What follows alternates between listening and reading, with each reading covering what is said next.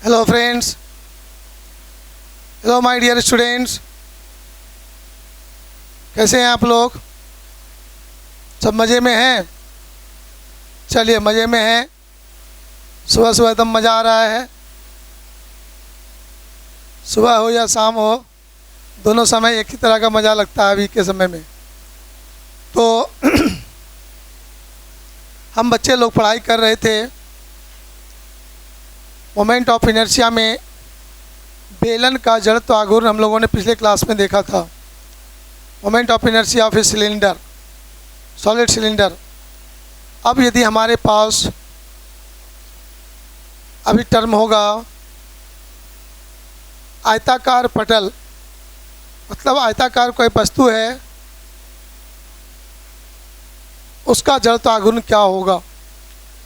और उसके बाद हम लोग गप करेंगे कोई भी वस्तु लुढ़क रहा है झुके हुए तल पर, तो वहाँ पर उस वस्तु का त्वरण कितना होगा, एक्सेलरेशन कितना होगा, उसको पढ़ेंगे। और साथ ही साथ यदि वह वस्तु किसी झुके हुए सतह पर रखते हैं तो वह खिसकना चाहेगा, कुछ न कुछ घर्षण बल लगेगा, तो वो घर्षण बल, फ्रिक्शन फोर्स कितना होगा, उसको हम लोग पढ़ेंगे। तो चलिए स्टार्ट करते हैं हम लोग आज का प्यारा प्यारा क्लास। तो आप सभी बच्चों को YouTube चैनल में कंसेप्ट ऑफ फिजिक्स क्लासेस स्वागत करता है। ललन सर आपको इस टॉपिक को पढ़ाएंगे, आप प्यार से पढ़ेंगे।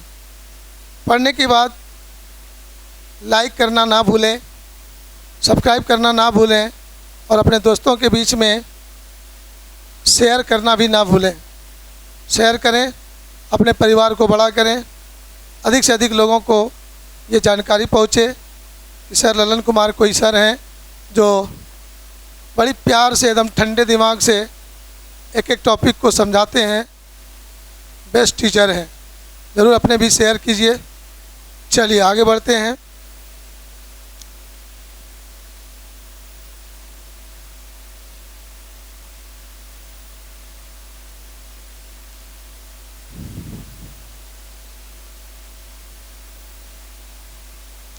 ये जानकारी होना चाहिए कुछ न्यू बच्चों के लिए कि चैप्टर जो पढ़ रहे हैं कौन सा चैप्टर है। कुछ बच्चा पूछ रहा था कि सर पढ़ रहे हैं तो कौन चैप्टर है, क्योंकि बहुत सारे बच्चों को सिलेबस के बारे में जानकारी नहीं रहता है। 11th के बच्चों को चैप्टर 10 का थ्योरी पढ़ रहे हैं, सॉरी चैप्टर 7 का थ्योरी है ये, जिसमें हम लोग पढ़ना चाहते हैं मोमेंट ऑफ इनर्शिया। तो जिसमें से हम लोग पढ़ेंगे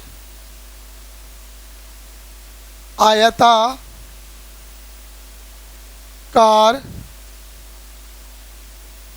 पटल बोलते हैं इसको, समतल सतह को। आयताकार पटल का जड़त्व आघूर्ण, तो moment of inertia of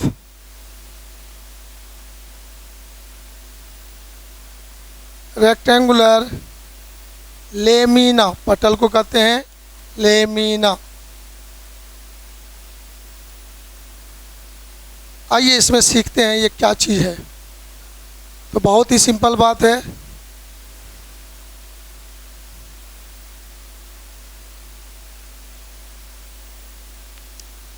rectangular lamina के बारे में बात करते हैं हम लोग। ये क्या हुआ, सपोज कर लीजिए एक कॉपी का एक पेज है, यही कल्पना कर लीजिए। कॉपी का एक पेज जो होगा वो निश्चित रूप से आयताकार होगा। उस आयताकार पेज के बारे में हम लोग कल्पना करते हैं। तो ध्यान दीजिएगा, यहाँ पर भी 3 एक्सिस हो जाएगा। जब एक्सिस लंबाई के अनुदिश हो, अलोंग द लेंथ हो, उस समय मोमेंट ऑफ इनर्शिया निकालेंगे। जब एक्सिस चौड़ाई के अनुदिश हो, अलोंग ब्रेथ हो, उस समय उसका मोमेंट ऑफ इनर्शिया निकालेंगे। और जब एक्सिस आयताकार पटल के रेक्टेंगुलर लेमिना के प्लेन के परपेंडिकुलर हो और ये तीनों सेंटर से गुजरता हो, उसको सेंटर ऑफ मास भी बोलते हैं। पूरे बॉडी का कुल मास जिस पॉइंट पे केंद्रित होता है तो वहाँ पर से गुजरता हो। तो किसी भी आयताकार पटल का सेंटर किसको बोलते हैं? उसके डायगोनल विकर्ण का कटान बिंदु, इंटरसेक्टिंग पॉइंट ऑफ डायगोनल, याद है? हाँ, उसी पॉइंट से गुजरना चाहिए तीनों एक्सिस। तो आइए हम लोग यहाँ पर लंबवत अक्षों का प्रमेय, थ्योरम ऑफ परपेंडिकुलर एक्सिस का यूज करेंगे। तो बारी बारी से चलिए स्टार्ट करते हैं। अभी हम लोग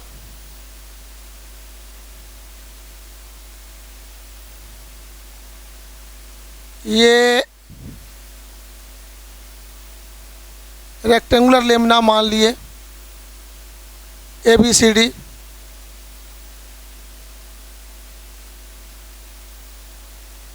अब इसमें से देखेंगे हम लोग, हमारे पास एक एक्सिस ये है,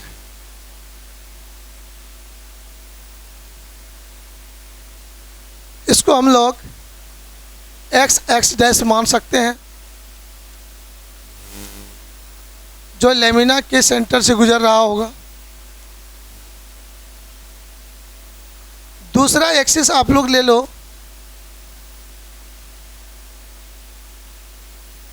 y डैश एक्सिस का नाम दे दीजिए।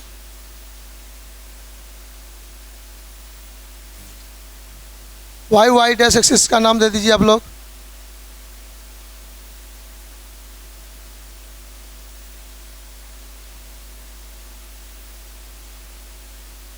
एक और एक्सिस होना है, ये जो प्लेन के परपेंडिकुलर होगा ऐसे, लेकिन हम हवा में लाइन तो खींच नहीं सकते हैं, तो हम लोग थोड़ा सा ऐसा करके खींच देते हैं।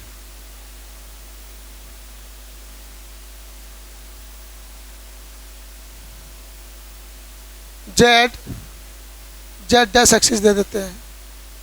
सभी एक्सिस एक दूसरे के परपेंडिकुलर होगा, कंफर्म है? इसमें कहीं थोड़ा भी शक नहीं, थोड़ा भी किंतु परंतु नहीं होना है। तो एक्स डैश एक्सिस के अबाउट मोमेंट ऑफ इनर्शिया का सिंबल दे दीजिए IX। वाई डैश एक्सिस के अबाउट मोमेंट ऑफ इनर्शिया दे दीजिए IY। और जेड डैश एक्सिस के अबाउट दे दीजिए IZ। इतना बात आप सिंबल दे सकते हैं, आप लोग कंफर्म है, इसमें कोई डाउट नहीं है। अब तो ये मानने की ज़रूरत है हम लोगों को कि सर यदि रेक्टेंगुलर लेमिना है तो इसकी लंबाई को L मान लोगे, चौड़ाई को B मान लोगे, और इस पूरे लेमिना का मास कैपिटल M मान लेते हैं। Any doubt? नो सर, एकदम कोई डाउट नहीं हो सकता है, एकदम फुल कॉन्फिडेंस में रहेंगे हम लोग। अब देखिए, हम सभी बच्चों को यहाँ पर सोचने का ज़रूरत है, ये पूरा जो लेमिना है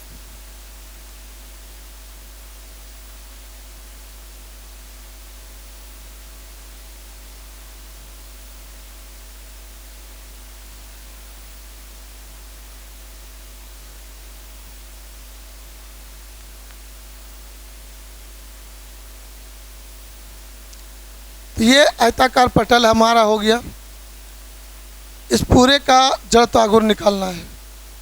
तो हमारा सोच क्या है, तो बारी बारी से कैलकुलेशन करेंगे। तो जो एक्सिस से लेंथ के परपेंडिकुलर है, और यदि ये जो सेंटर पॉइंट हम लोग सोच रहे हैं, तो याद होना चाहिए कि सर वाई डैश एक्सिस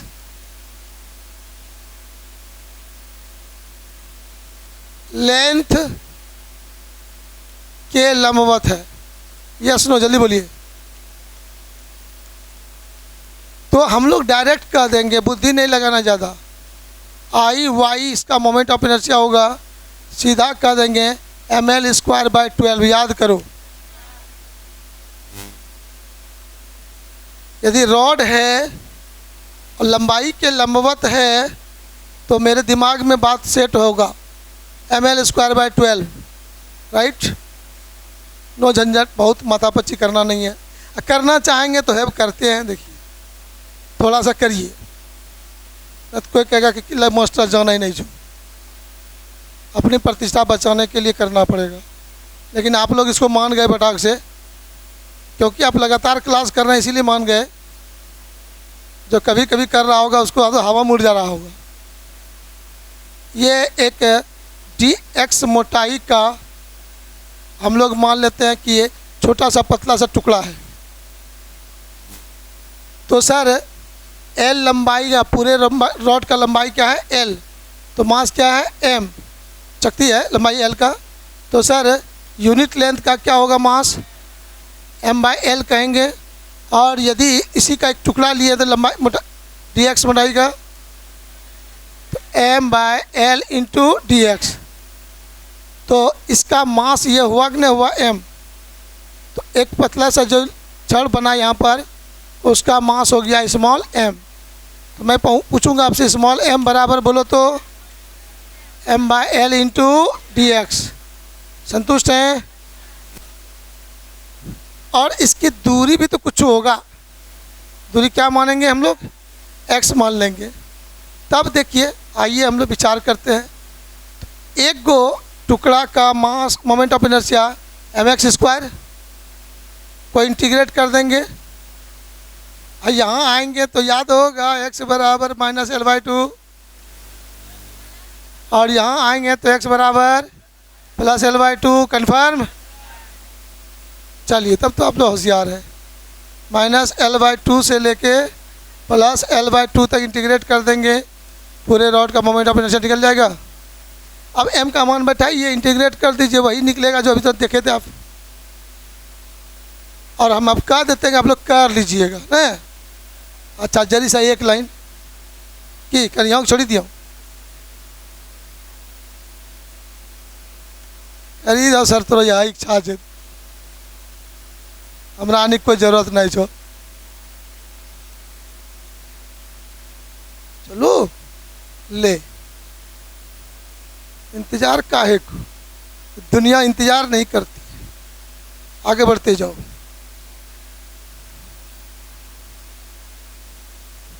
पीछू बढ़े जी दुनिया, ले बड़ो को आ जाओ।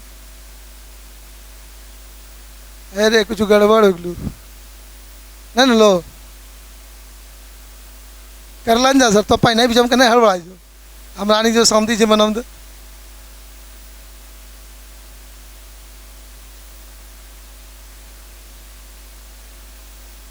ठीक है ना,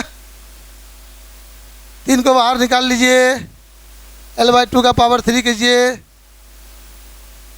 अच्छा x² कहाँ से आ गया, और यहाँ लिखा लेते हैं रे,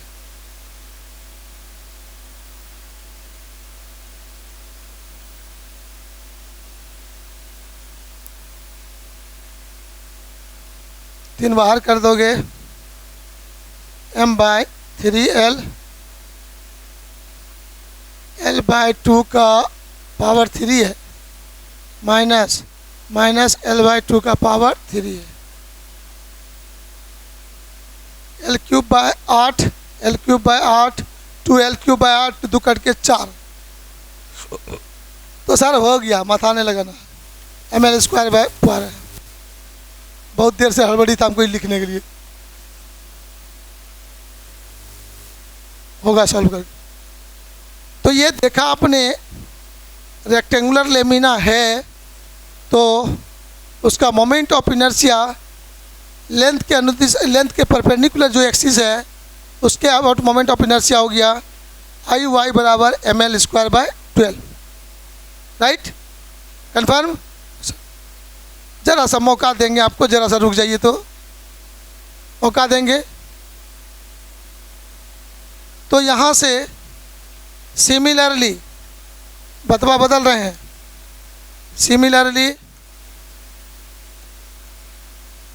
सिमिलरली आप देखोगे x एक्सिस चौड़ाई के लंबवत है कि नहीं।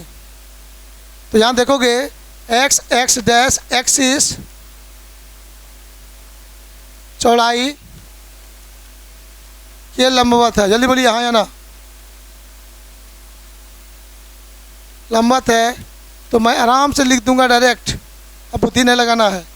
आई एक्स बराबर, यहाँ लंबाई था तो एल आया था, चौड़ाई आएगा तो बी आएगा, बस हो गया। M B square by 12। कोई कष्ट आप लोगों को आए तो रहने दीजिए, कोई बात नहीं।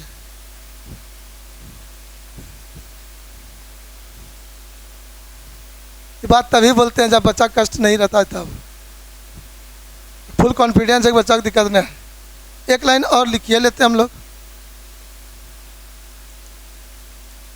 अब कहेंगे गुरुजी, हाँ बोलिए, कहेंगे कि sir Z Z S axis, Z Z dash axis के अबाउट मोमेंट ऑफ इनर्शिया का सिंबल क्या दिए हैं, आई जेड। लंबवत अक्षों के प्रमेय से होगा। हाँ सर, तो यहाँ आप कह देंगे लंबवत अक्षों के प्रमेय से हम लोग देखेंगे, लंबवत अक्षों के प्रमेय से from the theorem of perpendicular axes. तो याद है सभी बच्चों को, आई जेड बराबर I X plus I Y. I X दिख रहा है आप लोगों को, आई वाई दिख रहा है आपको, बोले उल्टा टिक मारे सीधा है। चलिए आगे बढ़े। तो यहाँ पर आप देखोगे, अब जोड़ना है तो देखो ना, 12 12 यहाँ भी है, एम एम यहाँ भी है, तो डायरेक्ट करो। अब हम लोग बहुत कम डायरेक्ट करने के सीख गए ना रे सर, झूठ करो सर, आप झूठो बोल बोल के जो है।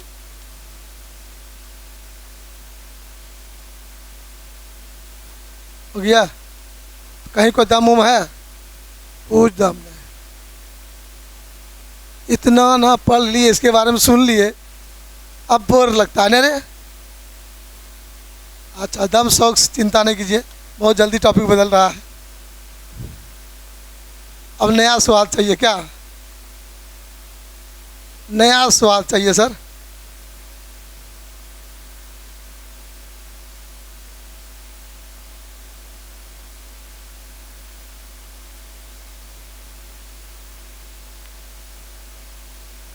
तेजी से लिखिए आप।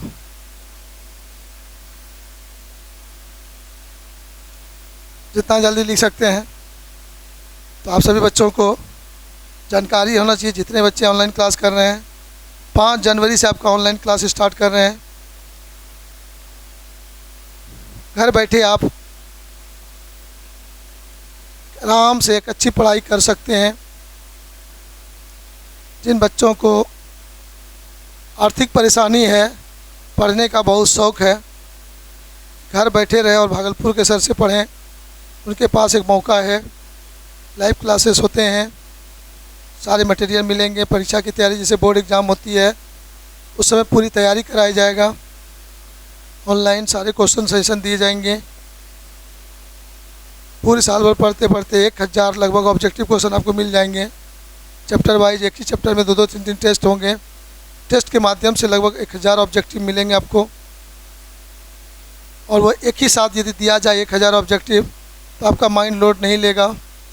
लेकिन 10-10 दिन के अंदर 25-30 ऑब्जेक्टिव देते जाएँ, टेस्ट लेते जाएँ, तो हर गारंटी है कि एग्ज़ाम आते आते 100% आपकी ऑब्जेक्टिव को तैयारी हो जाएगा। और जिन बच्चों का ऑब्जेक्टिव में मजबूती आ जाता है, कंपटीशन उसके लिए फूस फास लगने लगता है।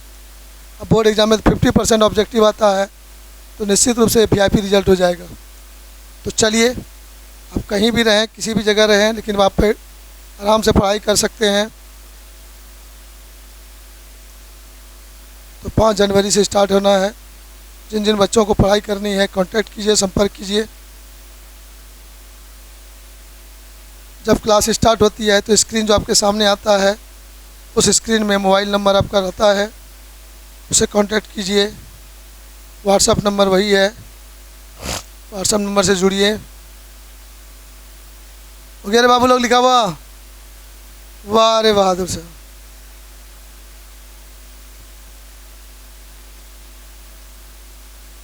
आज आप लोग लिखने में पीछे कैसे हो गए?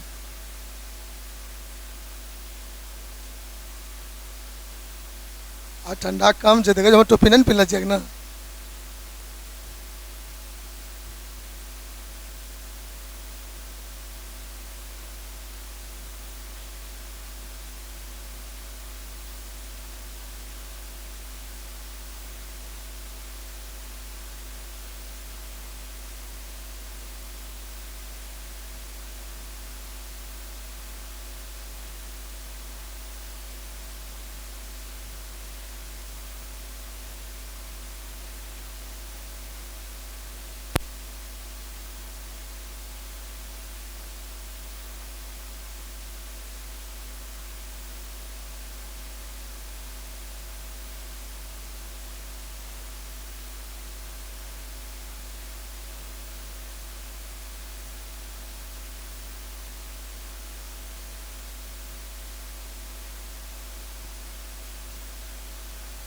रेडी हो गए?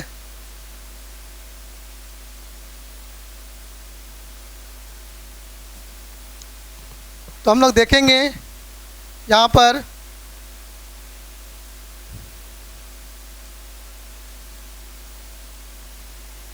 हम लोग का जो अब टॉपिक यहाँ पर है, सर कोई झुका हुआ तल है और उस तल पर एक गोला रख देते हैं या डिस्क रख देते हैं, तो वह लुढ़कते हुए नीचे जाएगा कि नहीं?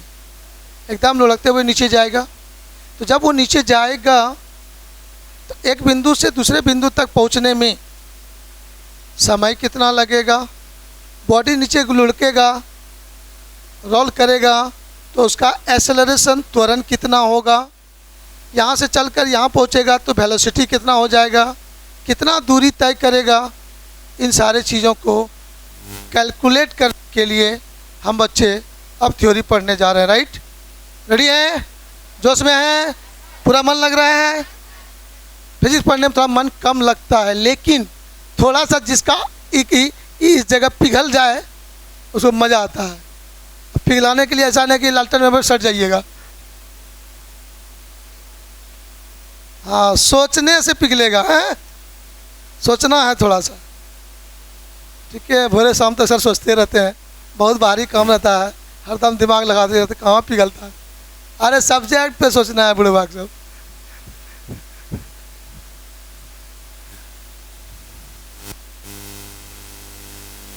इन काइंड प्लेन पर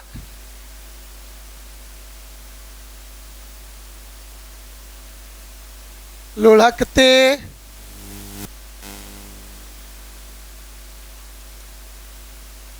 रोलिंग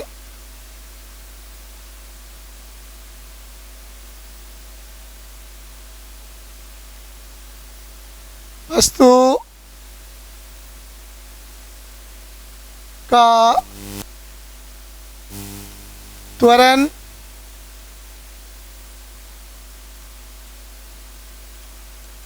एक्सेलरेशन।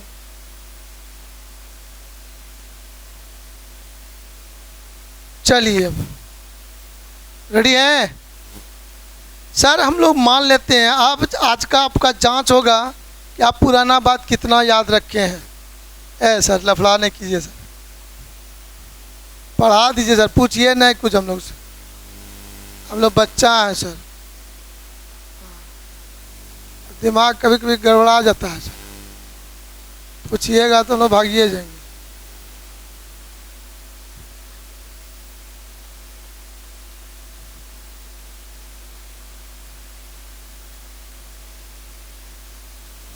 समझ गए होंगे झुका हुआ तल जो बोल रहे थे।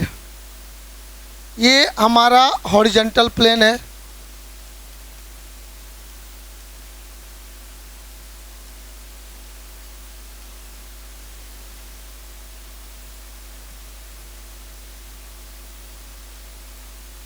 इस हॉरिजॉन्टल प्लेन पर हमारा एक बॉडी यहाँ पर रखते हैं।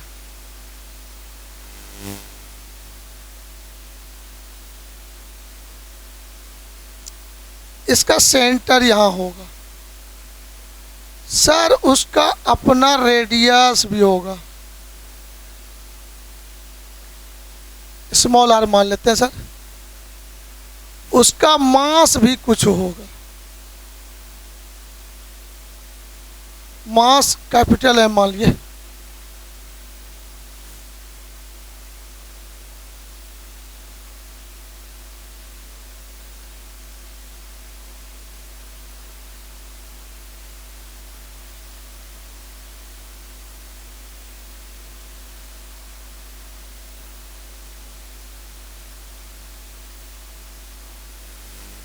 रेडियस आर मान लिए, कैपिटल एस मान लिए।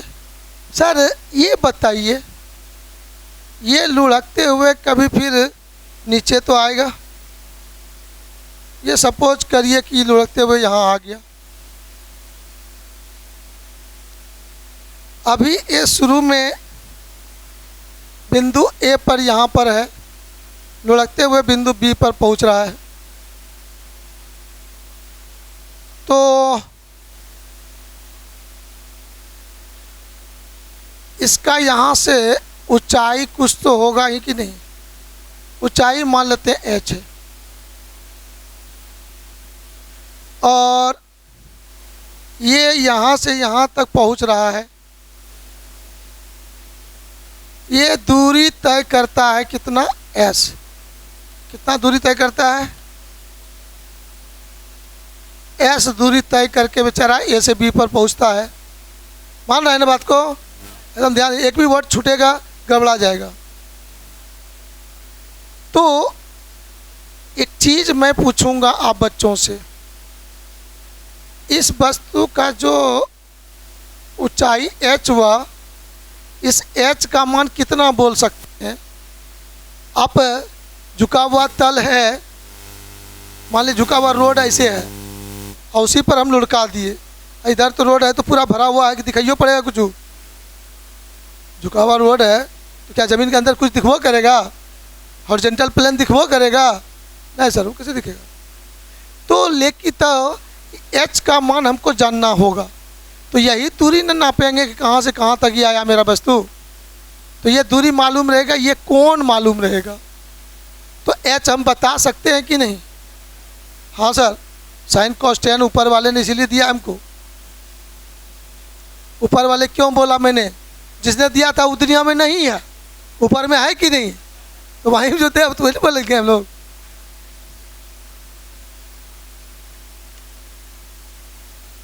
तो यहाँ पर मैं पूछूंगा h बराबर कितना? आप लोग मजबूत हो गए, डायरेक्ट लिख दीजिए। है सर, हड़बड़ा के नहीं कीजिए, आराम से कीजिए, आप डायरेक्ट बोल दीजिएगा, नहीं समझेंगे तब तो वही डायरेक्ट करेंगे जो इसमें हमको कॉन्फिडेंस है कि आप समझ रहे हैं ना। अब फिर भी कुछ एक दो ले ला होगा तो उसके लिए अलग से लंब बटे कर्ण, लंब बटे कर्ण बराबर साइन थीटा। दो तीन बच्चा के चेहरा में खुशी आ गया, अब आप बुझलियो रे, आहा। तो एच समझान गए ना, तो हम तो ये दूरी नाप सकेंगे कि मेरा गोला कहाँ से कहाँ तक आया, ये दूरी ऊंचाई नहीं नाप सकेंगे, तो उसको हम लोग फॉर्मूला से निकाल लेंगे सर। Right, very good. चलिए अब आगे देखते हैं जो होगा होगा। अब आप बताओ, यहाँ पर से ये वस्तु मेरा लुढ़कने के लिए तैयार है, लुढ़कते हुए नीचे आ रहा है, तो काइनेटिक एनर्जी कितना, यही बोले थे पूछेंगे।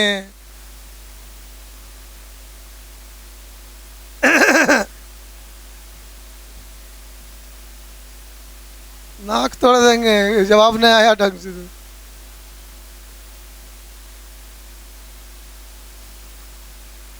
यहाँ पर पहले छोड़ो, उसको हटाओ। सर यहाँ पर बॉडी है, मास कितना है, हाइट कितना है, ए बिंदु पर वस्तु का पूछेंगे पोटेंशियल एनर्जी बताओ, mgh पोटेंशियल एनर्जी कॉन्फिडेंस के साथ। वस्तु को यहाँ रखे थे तो प्रारंभिक वेग initial velocity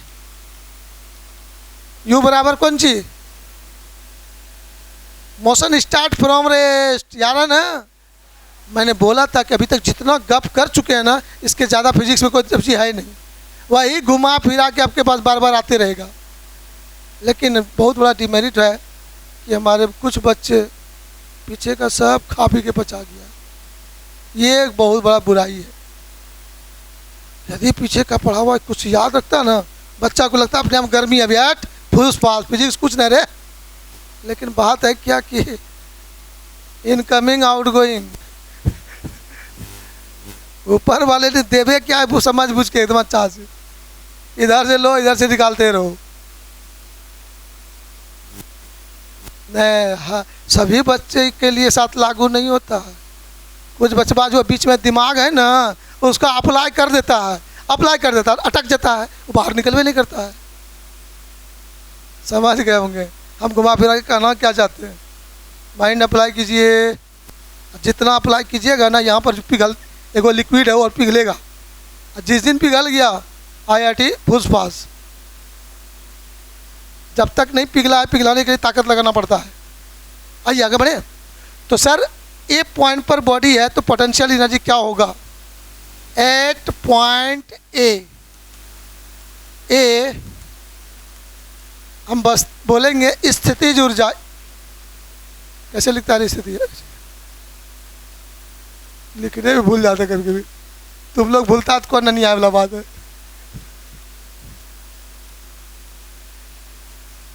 potential energy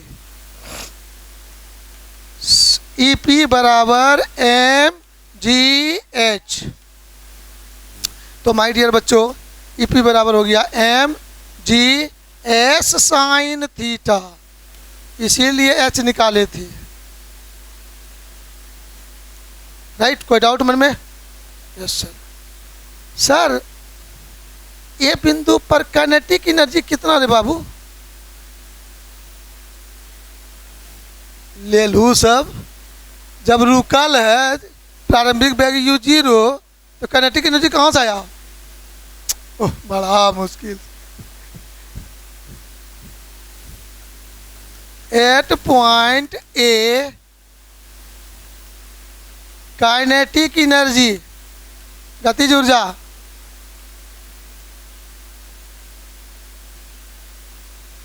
symbol क्या लेना चाहिए? चलिए बोलिए। अब वहां से गति शुरू करेगा। क्या करेगा? तो मैं पूछूं, बोलोगे तुम लोग? देखो हम लोग को अप्लाई करना यहाँ पर ऊर्जा संरक्षण सिद्धांत, principle of conservation of energy. हमें यही कॉन्सेप्ट लागू करना है। तो ए पॉइंट पर कुल ऊर्जा बी पॉइंट पर कुल ऊर्जा बराबर कर देंगे, हमें जो चाहत है वो पूरा हो जाएगा। बहुत बड़ा कंसेप्ट है ये दुनिया में, principle of conservation of energy. बहुत मुसीबत आने लगे उसको अप्लाई कर दो, एकदम चुटकी बजा के कहानी खत्म, प्रॉब्लम सॉल्व। मतलब मैं बोल रहा हूँ खाली सुनने के लिए नहीं, ये सब इंपॉर्टेंट लाइन मुंह से निकल रहा है एकदम। है यहाँ पर सेट कर लेना तुरंत। वर्टिकल सर्कुलर मोशन पढ़ा रहे थे, वहाँ भी बात बोले थे, याद आ रहा कुछ? दू सर तो कथी बात तुरंत का आवाज़ ने पूछा ही जो बोले आगू बढ़ लो जा सर, जरूरत पड़ता है फिर रिविजन करवाए। आगे बढ़े। तो मैं पूछ लेता हूँ आपसे टोटल एनर्जी। क्या पूछूंगा?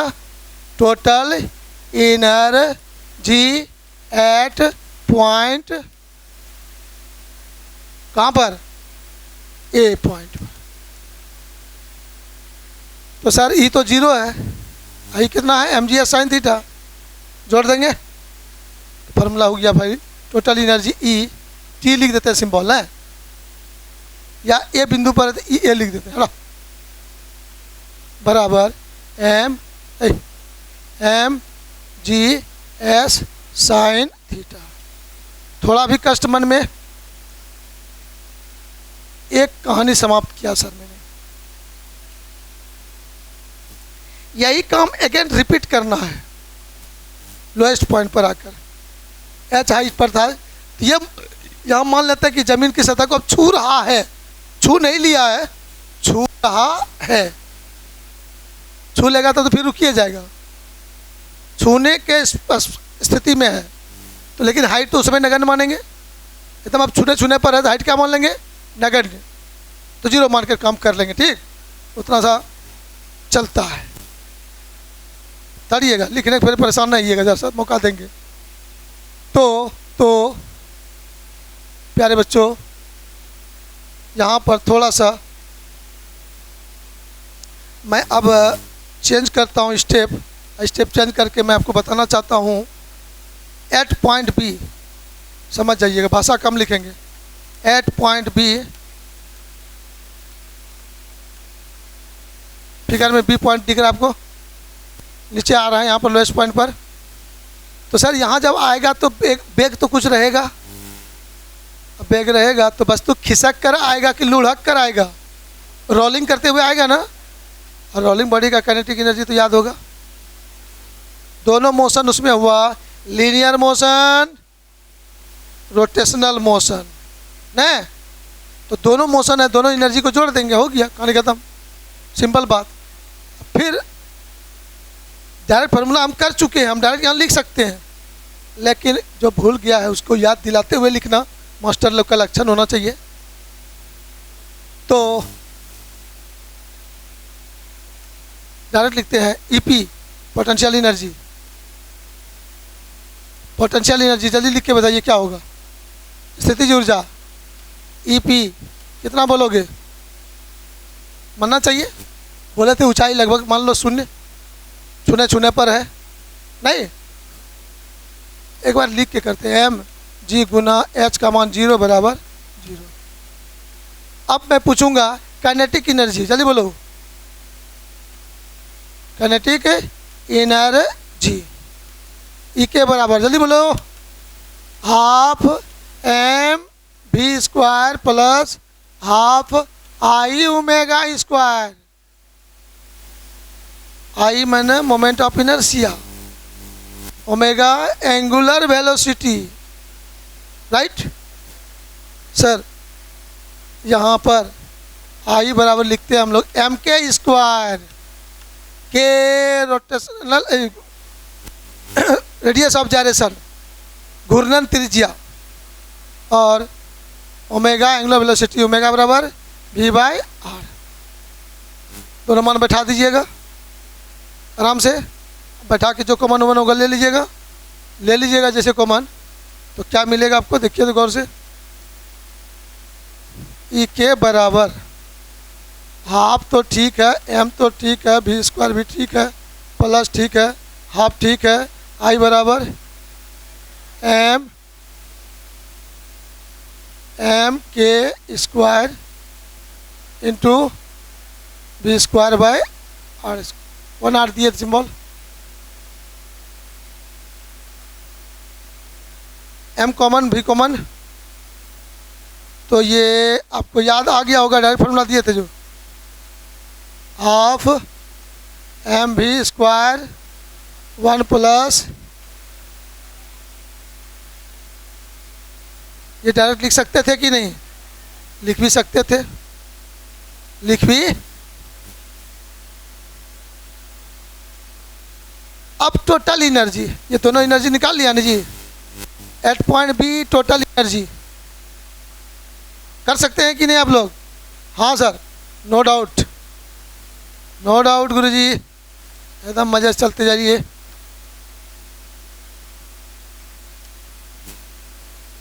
Total energy at point B, तो पोटेंशियल एनर्जी कितना है बाबू साहब? काइनेटिक एनर्जी कितना है? समझ गए आप लोग, ई पी प्लस ई के करेंगे तो सर वही हो जाएगा, डायरेक्ट कर देते हैं, आप लोग होशियार बच्चे हैं। एम भी स्क्वायर 1 प्लस के स्क्वायर बाय, चलिए अब ऊर्जा संरक्षण सिद्धांत को अप्लाई करेंगे। From the principle of conservation of energy, समझने बात को? ऊर्जा संरक्षण सिद्धांत से, ऊर्जा संरक्षण सिद्धांत से, ऊर्जा संरक्षण सिद्धांत से, from the principle of conservation of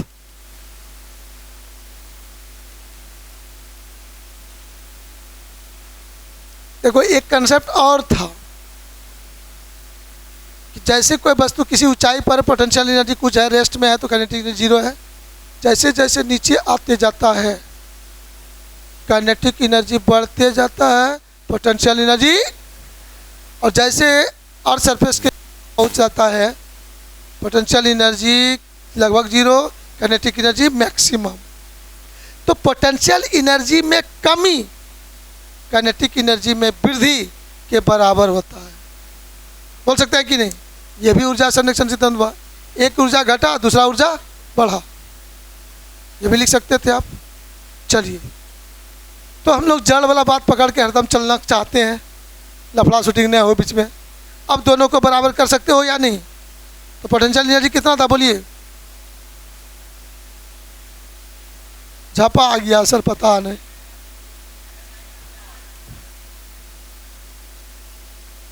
अरे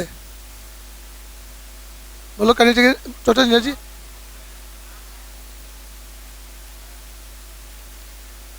बोलिए।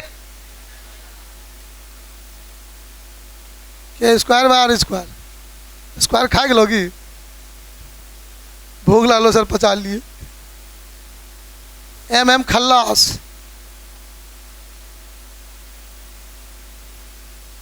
बहुत इंपॉर्टेंट लाइन। मैंने एक दिन बोला था आपको, लुढ़कता हुआ वस्तु छोटा गोला और बड़ा गोला रखिए, एक जगह से एक बिंदु से साथ लुढ़काइए, दोनों पहुंचेगा भी एक साथ। क्यों?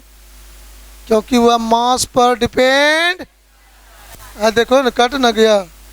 फार्मूला में मास रही भी नहीं करेगा, जब रही भी नहीं करेगा तो अंतर काय को पड़ेगा। चलो ठीक है, देखते हैं आगे। तो सर भी बेग निकल जाएगा यहाँ से। त्वरण निकालने के लिए, एक्सेलरेशन निकालने के लिए बेग चाहिए, पहला काम। बेग निकला कि कहानी खत्म। तो यहाँ से सर देखिए, तो बेग निकलेगा आपका। बताओ क्या निकलेगा बेग? तो 2 आगे गुना हो जाएगा यहाँ पर, 2GS साइन थीटा हो जाएगा, और ये टर्म में आके डिवाइड हो जाएगा। आई स्क्वायर है तो रूट हो जाएगा। लिखते हैं सर, ये इसका थ्योरी बना के दे दिया, माथा खराब। जो सोचते रहो, देने वाला दे के दुनिया छोड़ के चला गया, हम लोग को टेंशन दे के गया है।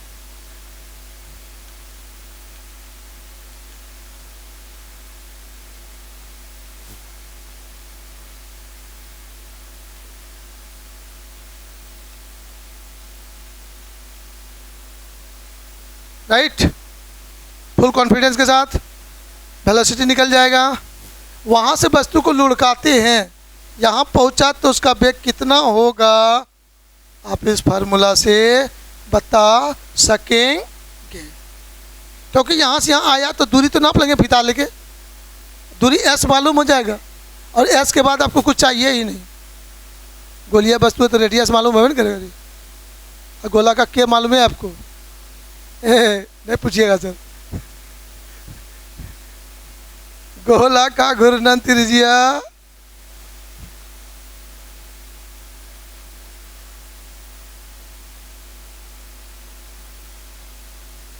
गोला बोल रहे हैं, कोई भी वस्तु नहीं, गोला। गोला का मोमेंट ऑफ इनर्शिया 2mr²/5। तो हम सब चीज खा पी के पचा गया लोग। वहाँ बोल लिया, मुंह घुमाए फिरेगा।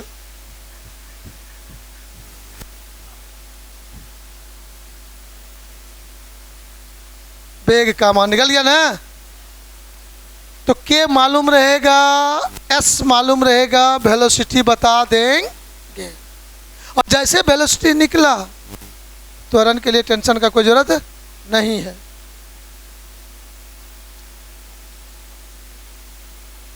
हाँ हाँ है, अभी त्वरण बताने दो। अल्लाह, टाइम हो गया, कहाँ जाने का? अभी कहाँ जाओगे?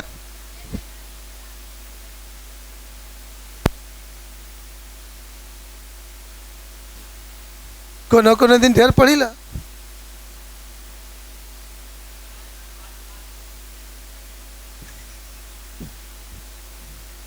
किसका लास्ट है? कल कौन सी है? हाँ, इसीलिए थोड़ा सा पढ़िए लो ना। गति का समीकरण आप लोग पढ़े काय के लिए? गति का समीकरण क्यों पढ़े हैं? यदि वेग मालूम है तो निकाल सकते हैं, दूरी निकाल सकते हैं, समय निकाल सकते हैं, है कि नहीं है? सर हम लोग कहेंगे कि v स्क्वायर बराबर u square plus 2as। u यहाँ पर कितना? u0। तो हमको चाहिए कौन सी रे? a बराबर v स्क्वायर बटे 2s। तो भाई v बैठा देंगे यहाँ पर। v जैसे बैठाएंगे तो 2 कटेगा, s भी कट जाएगा। हो जाएगा सर। हाँ, रूट अंडर g साइन बटे 1 प्लस के स्क्वायर बाय आर स्क्वायर। काम कर जाएगा स्क्वायर रूट,